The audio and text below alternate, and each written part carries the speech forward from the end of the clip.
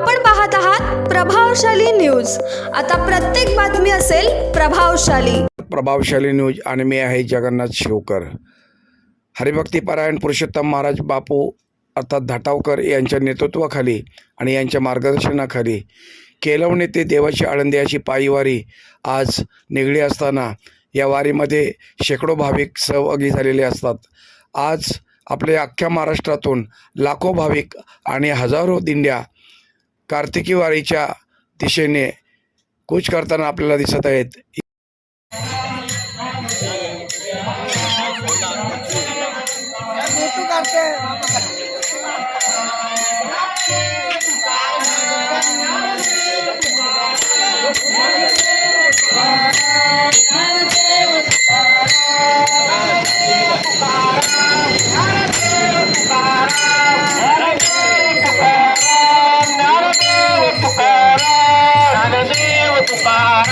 ज्ञानदेव तुकाराम, ज्ञानदेव तुकाराम, ज्ञानदेव तुकाराम, ज्ञानदेव तुकाराम, ज्ञानदेव।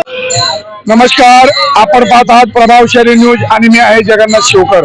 आपण आता साई गावावरती आहोत, पनवेल तालुक्यातील साई गाव। परंतु आपण जर बघितलं तर ही मंडळी सगळी आहे ती आता केलवणे ते दिंडी अशी कार्तिकी वारीसाठी आता निघालेले असतात। तेव्हा या दिंडीचे काही मंडळी आहे त्यांच्याकडनं आपण जाणून घेऊ। महाराज, मला सांगा, ही दिंडी आपली आता केलवणे ते आळंदी जाणार आहे, तर या दिंडीबद्दल काय सांगाल तुम्ही?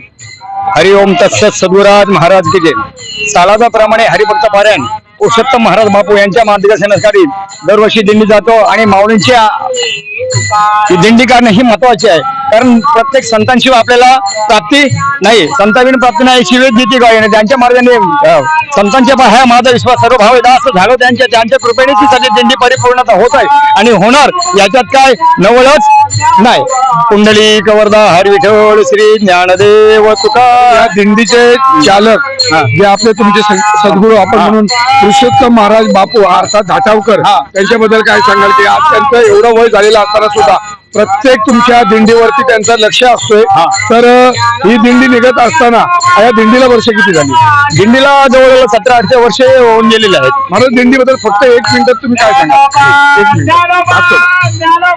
दिंडीबद्दल या अज्ञानी लोकांना कुठेतरी ज्ञान मिळावं आणि एक संतांच्या संगतीमध्ये येऊन जीवनाचा मार्ग क्रमित करावा, यासाठी दिंडीचं आयोजन नियोजन तसं प्रयोजन आहे। तर हे दिंडीमध्ये कार्यक्रम काय काय होतात?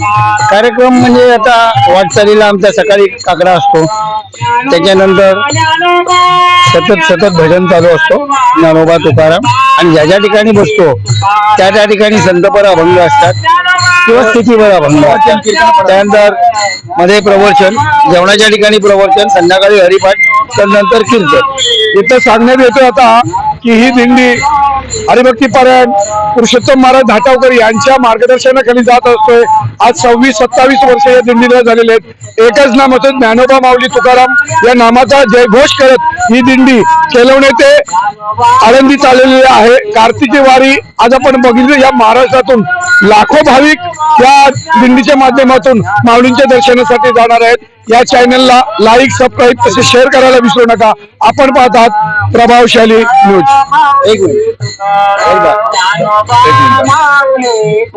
या चॅनलला लाईक, सबस्क्राईब तसे शेअर करायला विसरू नका। आपण पाहत आहात प्रभावशाली न्यूज।